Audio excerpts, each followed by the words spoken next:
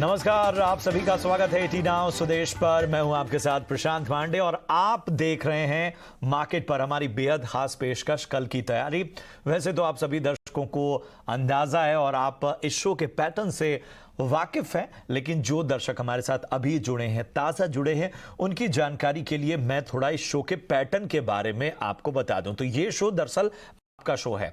इस शो का एक बहुत बड़ा हिस्सा आपके सवालों से जुड़ा होता है, जो कि आप स्टॉक्स रिलेटेड क्वेश्चंस हम तक पहुंचाते हैं, स्टॉक रिलेटेड क्वेरीज हम तक पहुंचाते हैं। इसके अलावा बाजार की आज की चाल पे हम कल की जो खास तैयारी है, एडवांस तैयारी, वो हम इस खास शो में एक्सपर्ट्स की सलाह के आधार पर आपसे कराते हैं।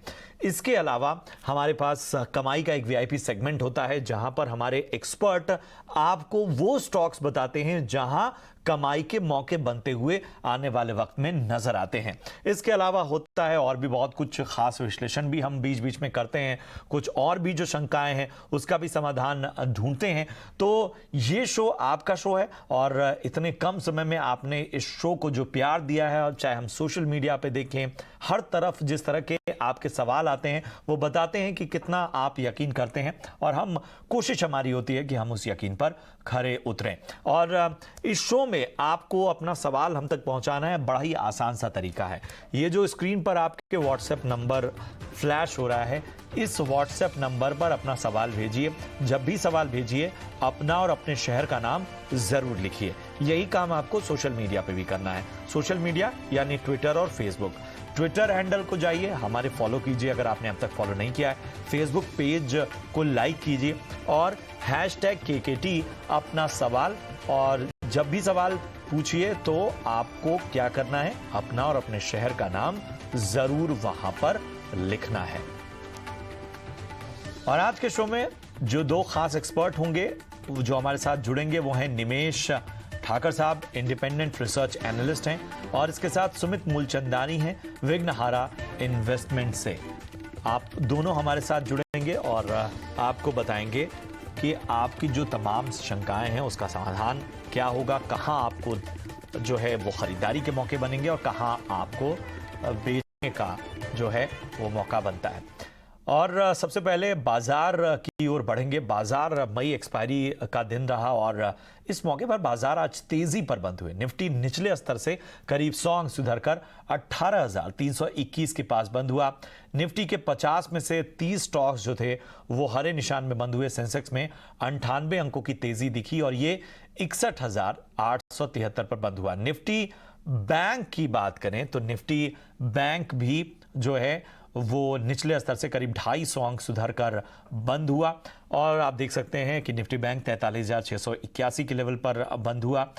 और बात करें अगर बाकी पहलुओं की, तो उसमें निफ्टी के जो अलग अलग सेक्टर्स थे उन सभी में किस तरह का प्रदर्शन रहा। तो तेजी वाले जो शेयर रहे आज Bajaj auto, Adani enterprises. Bajaj auto को देखें तो लगभग 3% के करीब यहां पर कारोबार होता दिखा। अडानी एंटरप्राइजेज में 2.5% का कारोबार होता नजर आया।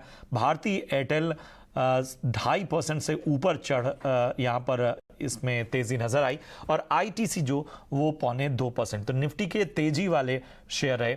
निफ्टी में कमजोरी वाले स्टॉक्स देखें तो JSW steel, ICICI bank, HDFC bank और हीरो मोटो रहे। अब बात करें निफ्टी बैंक की, तो निफ्टी बैंक में अगर हम देखें तो आईडीएफसी फर्स्ट बैंक 3% से ऊपर यहां पर तेजी नजर आई। कोटक बैंक में 1% से ऊपर तेजी नजर आई। बंधन बैंक में भी 1.25% की तेजी रही, और एयू स्मॉल फाइनेंस में लगभग 0.5% की तेजी हमें नजर आई। तो मार्केट में निफ्टी बैंक में ये तेजी वाले शेयर रहे। अब निफ्टी बैंक में जो कमजोर शेयर है, यानी प्रेशर जिन पर आप, वो देख लीजिए। IndusInd bank, bank of Baroda, SBI और पीएनबी, ये जो है निफ्टी बैंक में आज यहां पर खासा दबाव देखने को मिला। अब बात कर लेते हैं उन स्टॉक्स की जिन्होंने एक तरह से सेक्टर वाइज अच्छा परफॉर्म किया। तो Nifty bank, Nifty auto, Nifty IT और निफ्टी मेटल, ये आज निफ्टी के तेजी वाले सेक्टर है। इन पॉकेट्स में जो है वो अच्छी खासी तेजी हमें नजर आई। अब बात करें कमजोरी वाले सेक्टर्स की, तो निफ्टी पीएसयू बैंक में आज प्रेशर नजर आया, और निफ्टी मीडिया जो थी, यहां पर निफ्टी मीडिया में भी दबाव जो है, हल्का दबाव साफ तौर पर नजर आया। अब 52 वीक्स हाई जो शेयर रहे वो देख लीजिए। अपोलो टायर्स लगभग 1.5%, बजाज ऑटो लगभग 3%, बालाकृष्णा इंडस्ट्रीज लगभग 3% और सीएट 4% के ऊपर। तो ये जो थे स्टॉक्स, ये 52 वीक हाई पर आज कारोबार करते हुए नजर आए। अब चलते हैं अपने मेहमानों की ओर, अपने खास एक्सपर्ट्स की ओर, और उनसे देखते हैं, समझते हैं कि आज मई सीरीज की एक्सपायरी का दिन था। दोनों मेहमानों का अपने हम खास स्वागत करेंगे। निमेश साहब और सुमित मूलचंदानी, आप दोनों का बहुत बहुत वेलकम। सबसे पहले निमेश, मैं आपके पास आना चाहूँगा। मई सीरीज़ का एक्सपायरी का दिन और बाजार, कल हमने देखा कि मुनाफा वसूली थी जैसा कि उम्मीद की जा रही थी, लेकिन आज बाजार ने एक बार फिर तेज़ी का रुख कायम रखा। यहाँ से एक प्रोजेक्शन क्या दिखता है, क्या लगता है कि आने वाले वक्त में बाजार का जो एक मूड है वो किस तरह का रह सकता है? Very good evening Krishna. देखिए, एक सेइंग थी कि everything sell in May and go है। जहां पर हम लोग मई की एक्सपायरी देख रहे हैं, एक अच्छा क्लोजिंग आया है, पॉजिटिव नोट पे क्लोजिंग आया है। और जून सीरीज की अगर बात करें तो अगर हिस्टोरिकल डेटा देखें तो जून सीरीज में ज्यादातर मार्केट ने एक अच्छा परफॉर्म किया है। और मुझे लग रहा है कि जिस लिहाज से अभी मार्केट का एक सेंटिमेंट बढ़ा है, क्रूड ऑयल भी हम लोग देख रहे हैं कि अच्छा करेक्शन आ गया, और यहाँ से रेट साइकिल जो है वो कहीं ना कहीं पोज होने के चांसेस जो है वो ज्यादा दिख रही है। तो मुझे लग रहा है कि जून सीरीज में भी एक अच्छा मार्केट अच्छा परफॉर्म करेगी। इंडेक्स लेवल पे शायद हम लोगों ने एक अच्छा ऑलरेडी रैली आ चुका है, तो इंडेक्स लेवल पे शायद बहुत बड़ा मूवमेंट ना भी आए, बट स्टॉक स्पेसिफिक जहां अच्छा करेक्शन आ गया है वहां मुझे लग रहा है कि खास करके मिड कैप और स्मॉल कैप सेगमेंट के अंदर एक अच्छी रिकवरी देखने को मिल सकती है, पर्टिकुलरली रॉ मटेरियल प्राइस का करेक्शन के लिए। और व्यू मेरा जो है वो जून सीरीज के लिए बुलिश। बिल्कुल बिल्कुल। सुमित साहब, आप बताएं, आप बाजार को किस तरह से आंक रहे हैं, कैसे देख रहे हैं, कहां नजर रखनी चाहिए?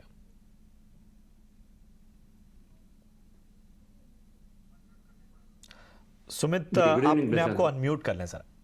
जी। बिल्कुल, देखिए, एक गिरावट का अंदेशा था, वैसे ही हुआ, लेकिन जो लास्ट 1 आवर और 1.5 आवर में जो रिकवरी आई वो बहुत एक स्ट्रॉन्ग रिकवरी है।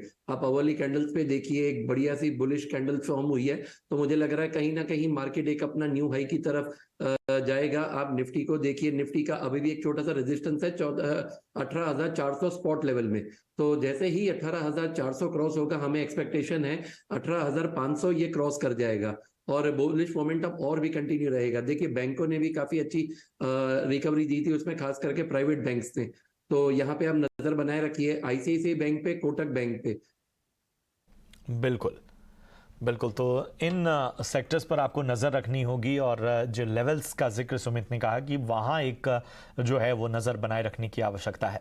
चलिए, जैसा कि मैं हमेशा कहता हूँ, ये शो जो है वो दर्शकों का शो है, तो दर्शकों का शो है, तो दर्शकों के सवालों का सिलसिला हम शुरू करेंगे। हमारे पहले जो दर्शक हैं उनका नाम है जयवीर, पंचकुला हरियाणा से, और इनका सवाल है दीपक फर्टिलाइजर के। इन्होंने 2000 शेयर लिए हैं 650 के भाव पर, होल्ड करें या फिर सेल करें? निमेश, मैं पहले आपके पास आना चाहूँगा, बताएं क्या होगी इनको सलाह? देखिए, दीपक फर्टिलाइजर की अगर बात करें तो जैसे फर्टिलाइजर स्टॉक्स नॉर्मल मानसून पहले से मार्च से लेके जून तक एक अच्छा मोमेंटम देते हैं, और मुझे लग रहा है कि अभी भी थोड़ा होल्ड कर सकते हैं 1 महीने जून सीरीज तक। और व्यू बुलिश है मेरा। मुझे लग रहा है कि जिस तरह से कंपनी का बिजनेस मॉडल है और उसकी मार्केट पोजीशन है, वो second largest manufacturing nitric acid है, तो यही कहीं ना कहीं जो है वो आगे जाके बिजनेस में सुधार देखने को मिल सकता है, ऐसा मुझे लग रहा है। तो व्यू मेरा बुलिश है, अभी मैं उसको होल्ड करने की सलाह दे रहा हूँ। अभी फिलहाल 550 के आसपास स्टॉक ट्रेड कर रहे हैं। मुझे लग रहा है 525 के एक स्टॉप लॉस है, उसको होल्ड करना चाहिए। और आगे जाके मुझे लग रहा है कि इसके अंदर जून सीरीज में अच्छा परफॉर्म करेगा, ऐसा उम्मीद है। दीपक फर्टिलाइजर को होल्ड करने की यानी बने रहने की सलाह आपको मिलती हुई। हमारे अगले दर्शक हैं रमन कांबले, ठाणे महाराष्ट्र से, और इनका सवाल है ऑटोमोटिव एक्सेल्स के। इन्होंने 25 शेयर ले रखे हैं और 2454 के भाव पे इन्होंने लिया हुआ है। अगले 6 महीने के लिए नजरिया चाहते हैं, बताएं सुमित क्या होगी इनको सलाह? देखिए अगर स्टॉक देखेंगे तो पिछले 3 महीनों से या 4 महीनों से कंसोलिडेशन फेज में चल रहा है। उसके पहले काफी एक अच्छा रनअप आया हुआ था। जैसे कि 6 महीने का नजरिया है तो मैं यहाँ पे वीकली एक चार्ट पे नजर रखूंगा। तो जो लास्ट वीक फॉल आया था, लास्ट वीक में एक ही वीक में 15% का फॉल आया, तो मैं यहाँ पे एक ट्रेलिंग एसएल की सलाह दूंगा, क्योंकि अगर ये फॉल कंटिन्यूएशन हुआ तो फिर और इनको नुकसान हो सकता है। देखिए नियर बाय 4, जैसे कि आपने बताया 2454 का इनका प्राइस है और करंट मार्केट प्राइस है 2234, तो ऑलरेडी 200 रुपए का लॉस चल रहा है। लेकिन अगर ये स्टॉक ने 2100 का रेंज ब्रेक किया तो मुझे लग रहा है कि इनको और ज्यादा नुकसान हो सकता है। तो एक ट्रेलिंग स्टॉप लॉस के साथ खड़े रहिए। तब तक स्टॉक में आप एक पुल बैक की आशा रख सकते हैं, क्योंकि 50 मूविंग एवरेज के नियर बाय भी है। तो अगर ऊपर जा रहा है तो यहाँ पे जो पहला टारगेट रहेगा वो रहेगा करीबन 2870 रुपए का। ठीक है, तो यहाँ पर जो है वो बेहतर संभावनाएं नजर आ रही हैं, ये सलाह आती हुई सुमित जी की ओर से। बढ़ते हैं आगे। इमरान है पटना से और इनका सवाल है वेदांता के 100 शेयर इन्होंने लिए हैं, 100 शेयर इनके पास हैं, 280 के भाव पे इन्होंने लिया है। अगले 1-2 महीने के लिए नजरिया चाहते हैं। निमेश, क्या होगी इनको एडवाइस? देखिए, वेदांता एक डिविडेंड काफी अच्छा देती है। पिछले 3 साल से हमने देखा है कि एक अच्छा डिविडेंड मिलता है। सेकंड, अगर आप देखें तो एक कमोडिटी का एक साइक्लिकल बिजनेस के अंदर है, और साइक्लिकल स्टॉक जब भी आप ले तब 1-2 महीने के लिहाज से, मतलब कम से कम आपको पूरी साइकिल, जहां ऑलरेडी हम लोग एक मेटल की साइकिल एक टॉप पे देख रहे हैं, अच्छा करेक्शन आ गया है, फिर से यहाँ रिकवरी देखने को मिल रही है। बट आपका नजरिया जो होना चाहिए वो लॉन्ग टर्म के लिहाज से होना चाहिए। 1 या 2 महीने से pure trading item cyclical stock के अंदर, पर्टिकुलरली डिविडेंड को ध्यान में रखते हुए अगर आप करते हैं तो आई थिंक वो एक गलत है। मेरा भी वेदांता के अंदर ऑल ओवर अभी बुलिश है, और लेकिन बहुत बड़ा अपसाइड आए ऐसा अभी के लेवल से मुझे नहीं दिख रहा है। तो मुझे लग रहा है कि आपको अगर यहाँ से 5-10% की अपसाइड मिलती है तो एटलीस्ट एक बार आपको जरूर से प्रॉफिट बुक करना चाहिए। और वेदांता एक लंबी अवधि का स्टॉक है, उसको लंबे टाइम होल्ड करने के लिए परचेस करना चाहिए। शॉर्ट टर्म के लिए अभी मैं आपको अवॉइड करने की सलाह देता हूँ। तो जैसे ही आपका प्राइस आता है, थोड़ा बहुत प्रॉफिट मिलता है 5% के आसपास, तो वहां पर आपको एग्जिट करने की सलाह देता हूँ। इसकी ओर एक खास रणनीति के तहत इस स्टॉक में आगे जाने की सलाह मिलती हुई। चलिए बढ़ते हैं आगे। आशीष हैं मुंबई से और इनका सवाल है कर्नाटका बैंक के 1000 शेयर इनके पास हैं, 118 के लेवल पर इन्होंने लिया है। आगे क्या करना चाहिए पूछ रहे हैं। बताएं सुमित, क्या करना चाहिए इन्हें? देखिए अभी भी काफी अच्छा प्रॉफिट है इनके पास, तो मैं यहाँ पे होल्ड की सलाह दूंगा। और एक स्ट्रिक्ट स्टॉप लॉस का मैं यहाँ पे सजेशन दूंगा। अगर स्टॉक वीकली बेसिस पे 125 के नीचे क्लोजिंग आ रहा है तो डाउनफॉल आ सकता है, लेकिन टिल द टाइम आप इसको बिल्कुल होल्ड कीजिए, प्रॉफिट और भी मिलेगा। और जो छोटे मझोले बैंक्स हैं, देखिए काफी अच्छा होल्ड करके बैठे हैं मार्केट को, इस मार्केट में। तो मुझे लग रहा है कि इसका नेक्स्ट टारगेट जो रहेगा वो करीबन 160 का रहेगा, और 160 के नियर बाय कभी भी आए तो वो इसका एक लाइफ टाइम हाई रहेगा। तो काफी सारे चांसेस होते हैं कि शायद माइट भी वहां से स्टॉक थोड़ा सा रिवर्सल आपको दिखाए। तो एक सलाह ये रहेगी कि प्रॉफिट बुकिंग हमेशा करते रहिए, 160 के नियर बाय आप ध्यान रखिएगा। प्रॉफिट बुकिंग की भी सलाह और यहां पर 160 के लेवल पर निगाह बनाए रखने की भी एडवाइस आपको मिलती हुई। पवन कुमार हमारे अगले दर्शक हैं। इनका सवाल है आईओसी के 9800 शेयर, 9800 शेयर इनके पास हैं, 75 के भाव पे इन्होंने लिया है। लॉन्ग टर्म के लिए नजरिया चाहते हैं। बताएं सुमित, क्या होगी इनको सलाह? देखिए रिसेंटली स्टॉक ने काफी अच्छा ब्रेकआउट दिया है और अभी भी और ऊपर इसका एक एक्सपेक्टेशन है। देखिए वीकली कल भी एक सिर्फ सेशन बाकी है, तो वीकली क्लोजिंग अबव द 90, तो यहाँ पे एक बहुत बढ़िया सा वीकली में आपको कप एंड हैंडल फॉर्मेशन का ब्रेकआउट आएगा। तो जैसे ही ये लेवल और सस्टेन होती है, जो नेक्स्ट लेवल हम एक्सपेक्टेशन कर रहे हैं वो है करीबन 110। तो यहाँ पे आप बने रहिए और एक स्टॉप लॉस मेंटेन रखिए। स्टॉप लॉस रहेगा यहाँ पे 84 के करीबन का। ठीक है, तो यहाँ पर बने रहने की सलाह और स्ट्रिक्ट स्टॉप लॉस जो है वो आपको यहाँ पर लगाना होगा। बढ़ते आगे। ओम प्रकाश माहेश्वरी हैं इंदौर मध्य प्रदेश से और इनका सवाल है BHEL के 50 शेयर इनके पास हैं, 80 रुपए के करीब, 80.5 रुपए के करीब इन्होंने ये खरीदा है। क्या आगे करना चाहिए? बताएं निमेश, क्या होगी इनको सलाह? देखिए, टर्न अराउंड स्टोरी है बीएचईएल के अंदर। और अभी हम लोग देख रहे हैं कि कंपनी के लॉसेज जो प्रीवियस पिछले सालों में हुए, तो उसमें काफी कटौती हुई है और कंपनी के ऑर्डर बुक भी काफी अच्छी है।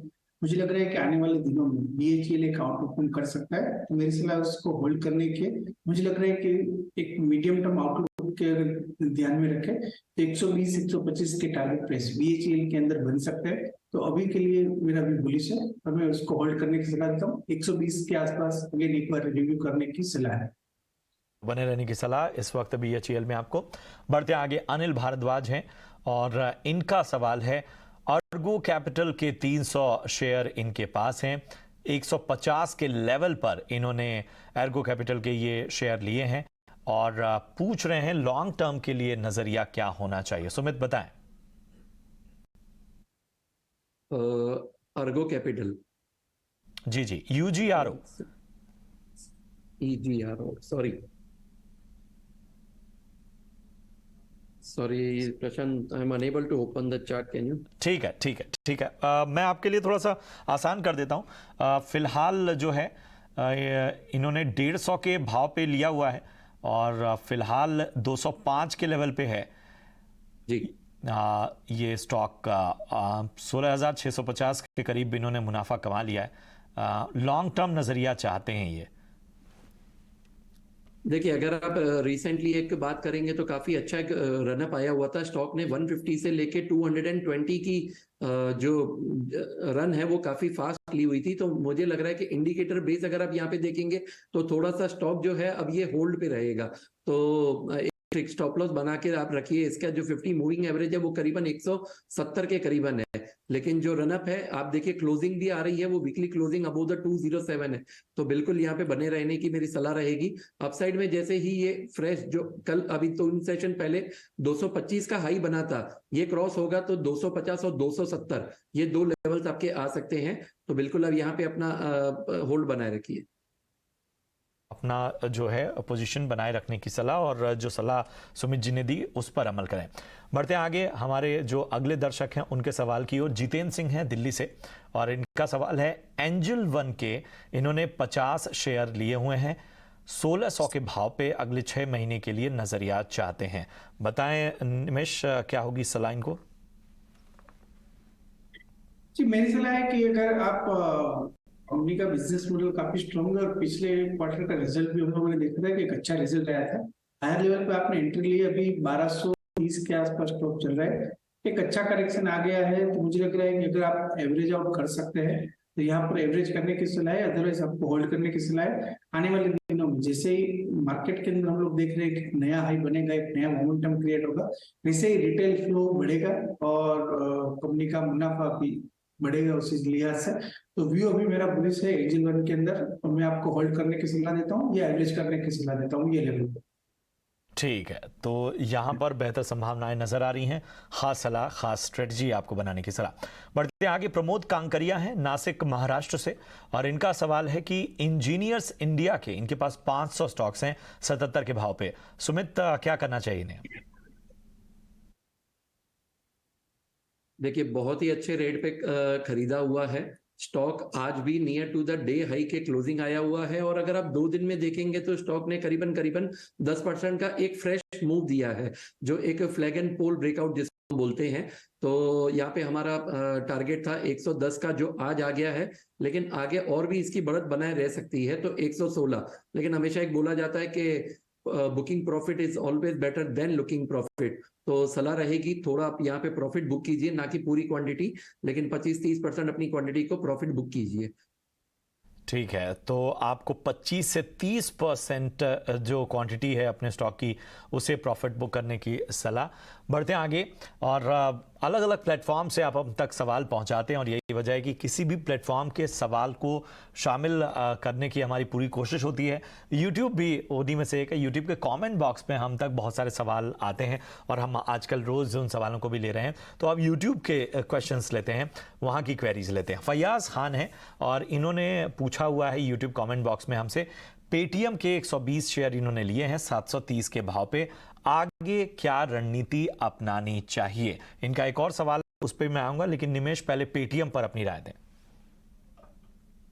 देखिए, पेटीएम के अंदर जरूर से उसके जो लॉस है वो नैरो हुए हैं, और स्टॉक के अंदर हम लोगों ने जितना भी प्रमोटर का सेलिंग प्रेशर जो बीच में आने वाला था वो एक आ गया था। स्टॉक के अंदर लोअर लेवल से हमने काफी अच्छी रिकवरी भी देखी है।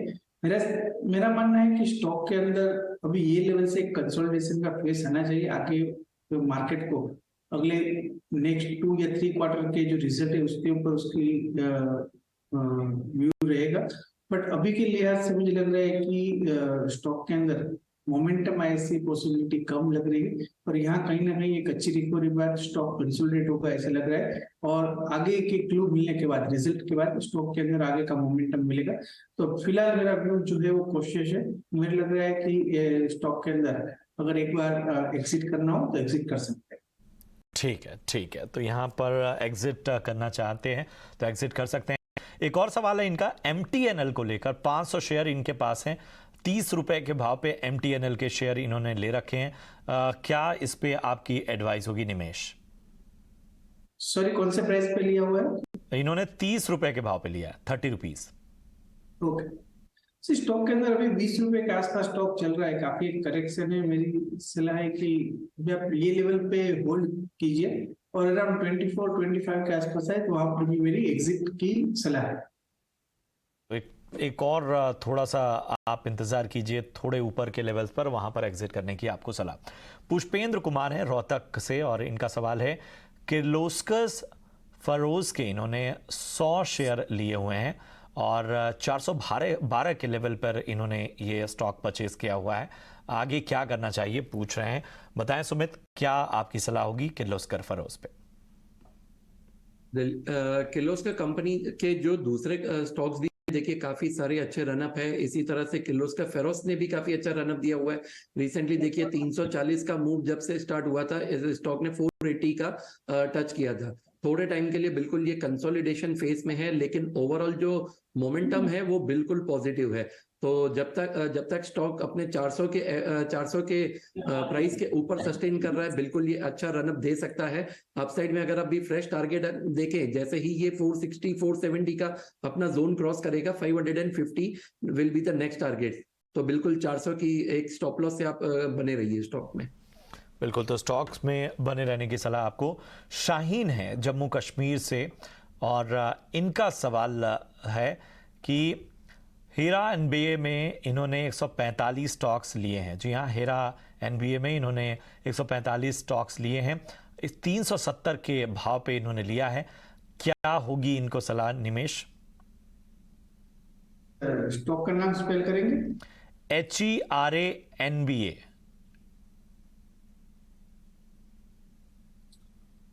सॉरी, मैं स्टॉक ट्रैक नहीं करता। ठीक है, सुमित, आप क्या स्टॉक के चार्ट को देख पा रहे हैं? जी देखिए, स्टॉक जब से लिस्ट हुआ है आप देखिए कंटिन्यू डाउनवर्ड चैनल में ही चल रहा है। आज तक स्टॉक ने कभी अपने एक 200 मूविंग एवरेज को भी टच नहीं किया। तो ऐसे स्टॉक से हम थोड़ा सा बोलेंगे कि आप दूर रहिए, क्योंकि इनमें मोस्टली देखा जाता है ना तो ये वेल्थ डिस्ट्रॉयर रहते हैं। तो थोड़ा सा अगर आप टेक्निकली देखेंगे तो मैं बोलूंगा अभी पुल बैक के चांसेस हैं। 2-3 सेशन से 50 मूविंग एवरेज को सपोर्ट लेकर थोड़ा बाउंस बैक का ट्राई कर रहा है, लेकिन जैसे ही आपका रेट आए 370 380 यहां से निकलने की सलाह रहेगी। ठीक है, तो आप अपने लेवल्स का इंतजार कीजिए, और जैसे ही वो लेवल्स मिलते हैं इसमें से एग्जिट हो जाना आपके लिए बेहतर है। चलिए, सवालों का सिलसिला हमें यहीं रोकना होगा और आगे बढ़ते हैं। और कल जो है वो बाजार के लिए अहम ट्रिगर्स क्या हो सकते हैं, हमारी सहयोगी वामाक्षी उसका पूरा ब्यौरा दे रही हैं। जी बिल्कुल, शुरुआत करते हैं हम कुछ इंपॉर्टेंट ग्लोबल क्यूज के साथ। तो कल यूएस मार्केट्स की तरफ से हमारी नज़र होगी university of Michigan consumer sentiment पर। यूके मार्केट्स की अगर हम बात करें तो रिटेल सेल्स पर हमारा फोकस होगा। इसके अलावा कॉर्पोरेट फ्रंट पर अगर हम देखें, काफ़ी एक्शन यहाँ पर भी हो रहा है। TCPL पैकेजिंग कंसिडर करने वाली है company amalgamation TCPL Innofilms private limited का TCPL पैकेजिंग लिमिटेड के साथ, और इसी के चलते ये स्टॉक आपके रेडार पर ज़रूर होना चाहिए। अगर हम नंबर्स की बात करें तो earning season almost almost and हो चुका है, मगर काफ़ी सारे नंबर्स आने अभी भी बाकी हैं। निफ्टी कंपनीज में से कल हमारी नज़र होगी ग्रासिम इंडस्ट्रीज, सन फार्मा, ONGC और M&M पर। ये चारों ही दिग्गज कंपनी अपने नंबर्स पेश करेंगे और इसी के बल पर ये सारे स्टॉक्स फोकस में रहेंगे। इनके अलावा अगर हमारी नज़र होगी वो होंगे कर्नाटका बैंक, इंडिगो पेंट्स और BHEL पर। अगर हम देखें कुछ इंपॉर्टेंट इवेंट्स भी कल होने जा रहे हैं। भारत की जो नई पार्लियामेंट है उसका लाइकली इनॉग्रेशन है कल। इसके अलावा इंटरनेशनल कॉन्फ्रेंस होने वाली है इंडियन फार्मा और मेडिकल डिवाइसेस पर 26 और 27 मई को, और निसान इंडिया लॉन्च करने वाले हैं मैग्नाइट गेजा स्पेशल एडिशन मॉडल, तो इस पर भी ज़रूर नज़र बनाए रखिएगा। लार्जली ये थे सारे इंपॉर्टेंट इवेंट्स और ट्रिगर्स जो आपके रेडार पर होने चाहिए कल की ट्रेडिंग सेशन के लिए। तो ये थे कल के ट्रिगर्स, और अब बारी आपके पसंदीदा सेगमेंट कमाई के VIP शेयर्स को जानने की।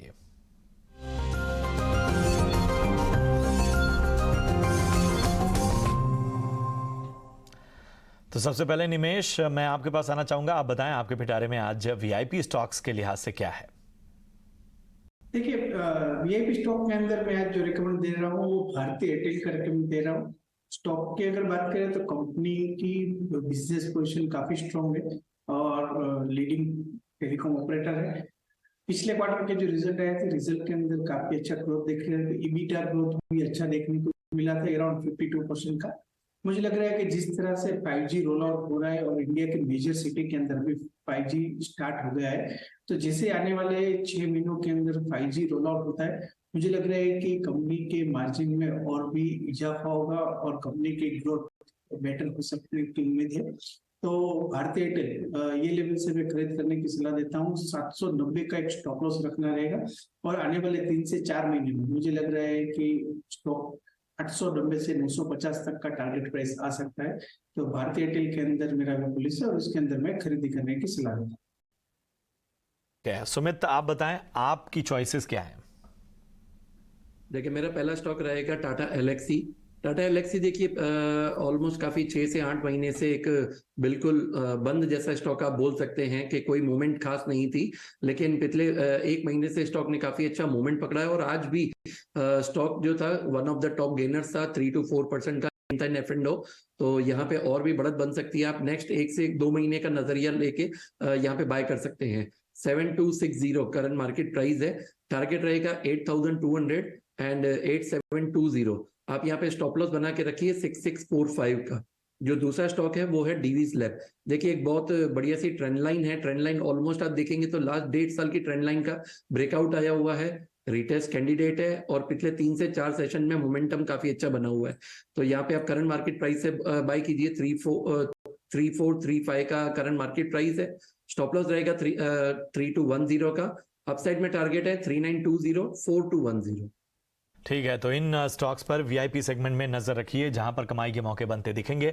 अपने दोनों खास एक्सपर्ट्स का, निमेश और सुमित, आप दोनों का बहुत बहुत शुक्रिया इस चर्चा में शामिल होने के लिए और हमारे दर्शकों को भरोसेमंद सलाह देने के लिए।